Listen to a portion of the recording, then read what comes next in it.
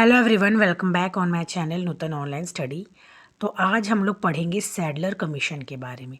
Sadler commission क्या था, उसके रिकमेंडेशंस क्या थे और उसका रिजल्ट क्या हुआ, वो जानेंगे। इसके पहले भी हमने कई सारे कमीशंस देख लिए थे, जिसमें कि हमने राधा कृष्ण कमीशन और हंटर कमीशन और भी कई सारे कमीशन हमने पढ़े हैं।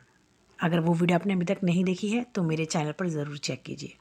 और अभी तक आपने मेरा वीडियो सब्सक्राइब नहीं किया है, यूट्यूब चैनल सब्सक्राइब नहीं किया है, तो प्लीज़ मेरे चैनल को सब्सक्राइब कर लीजिए, जिससे कि आपको वीडियो की नोटिफिकेशन मिलती रहे।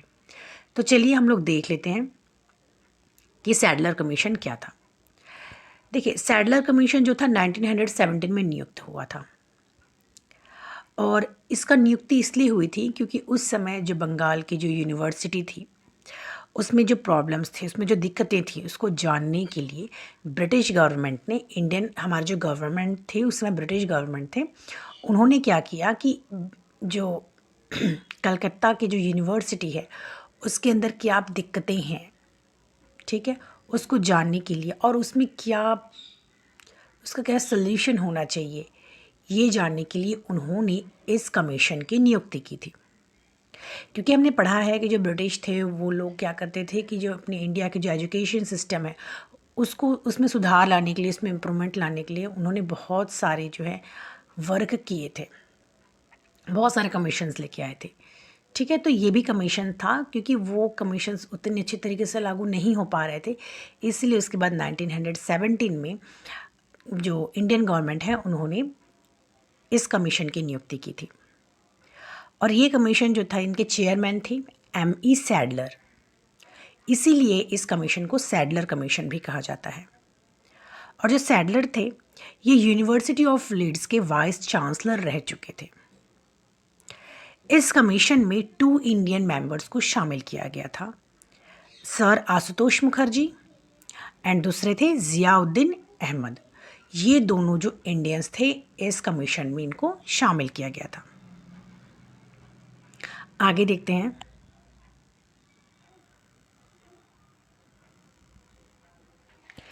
They reported that condition of secondary education need to be improved in order to improve standard of university education। तो इन्होंने यानी जो कमीशन के लोगों ने क्या रिपोर्ट किया, क्या बताया कि अगर हमें इंडियन की जो एजुकेशन सिस्टम है उसमें अगर इम्प्रूवमेंट लाना है तो हमें क्या करना होगा, कई सारे सुधार करनी होगी इंडियन एजुकेशन में। सेकेंडरी एजुकेशन को के जो सिस्टम है, जिस तरीके से चल रहा है सेकेंडरी एजुकेशन, उसमें सुधार लाना बहुत ज़रूरी है। ठीक है, अब आगे देखते हैं। ठीक है, तो उसके बाद क्या हुआ, जो सैडलर कमीशन है इन्होंने क्या किया, 17 मंथ इन्होंने क्या किया कि सभी यूनिवर्सिटी में वे लोग गए और वहाँ का उन लोगों ने चेक किया कि क्या क्या प्रॉब्लम्स है, क्या दिक्कतें हैं। पूरा अच्छी तरीके से स्टडी करने के बाद इन्होंने क्या किया कि 17 मंथ के बाद 1919 को इन्होंने अपनी जो रिपोर्ट है वो सबमिट कर दी। ठीक है, और ये बहुत ही लॉन्ग रिपोर्ट थी जो कि जिसमें कि 13 वॉल्यूम्स थे। यानी 1917 से वैसे देखा जाए तो ये स्टार्ट हुआ, लेकिन 1919 को इन्होंने अपनी रिपोर्ट है सबमिट की, क्योंकि इन्होंने बहुत ज़्यादा स्टडी किया, जाना है किस क्या क्या दिक्कतें हैं यूनिवर्सिटी में और क्या क्या इसमें प्रॉब्लम्स हैं और क्या इसका सोल्यूशन होना चाहिए। तो वो सब जानने के बाद इन्होंने 1919 को अपनी जो रिपोर्ट है वो सबमिट कर दी।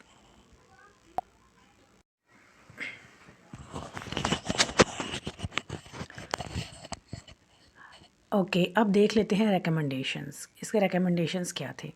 दे recommend that there should be dividing line between university and secondary course at intermediate exam. इनका क्या मानना था कि इंटरमीडिएट एग्ज़ाम जब होती है उसके बाद यूनिवर्सिटी और सेकेंडरी एग्ज़ाम दोनों को भी पार्टीशन कर देना चाहिए। ठीक है, अलग अलग होना चाहिए। Government should create new type of institution called intermediate college. उनका मानना था कि एक अलग इंस्टीट्यूशन होना चाहिए, क्रिएट करना चाहिए इंटरमीडिएट कॉलेज को। ठीक है, उनका मतलब था कि स्कूल और एक यूनिवर्सिटी के बीच इंटरमीडिएट एग्ज़ाम होनी चाहिए, इंटरमीडिएट कॉलेज होना चाहिए। आगे देखते हैं। Curriculum should consist course related to arts, science and engineering. तो उन्होंने क्या कहा कि जो करिकुलम है कैसा होना चाहिए, करिकुलम में आर्ट्स को, साइंस को और इंजीनियरिंग को इंक्लूड करना चाहिए। आगे देखते हैं। After clearing intermediate exam student would be entitled to enter the university. उनका मानना था कि इंटरमीडिएट एग्ज़ाम होने के बाद अगर जो स्टूडेंट है वो पास होते हैं तो उसके बाद ही उनको यूनिवर्सिटी में एंट्री देनी चाहिए। ठीक है, आगे देखते हैं हम लोग।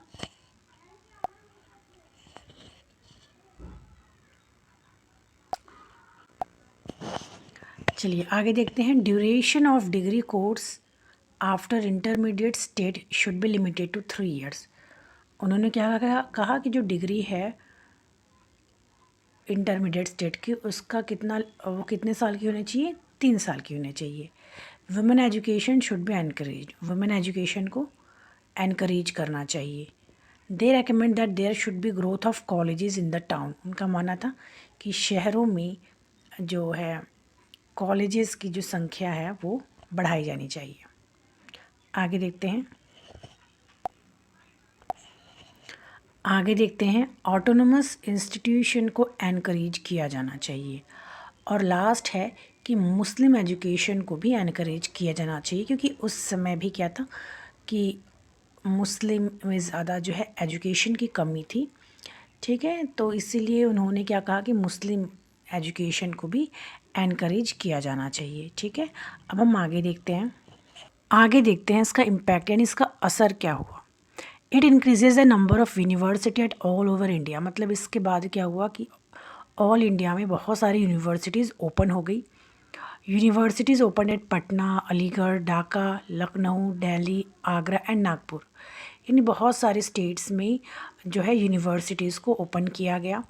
After recommendation of commission the number of teaching in universities increased.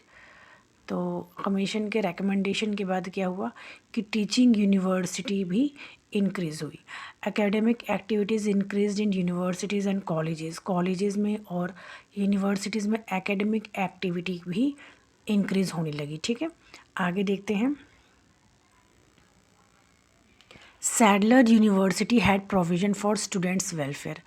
तो सैडलर यूनिवर्सिटी में क्या था, स्टूडेंट्स वेलफेयर के लिए भी जगह थी। ठीक है, तो ये सारे जो है सैडलर कमीशन के इम्पैक्ट थे। सैडलर कमीशन का जो लागू किया गया उसके बाद इसके जो सारे रिज़ल्ट्स हैं हमने देखे, ज़्यादा करके इसके रिज़ल्ट्स अच्छे ही जो है नज़र आए। ठीक है,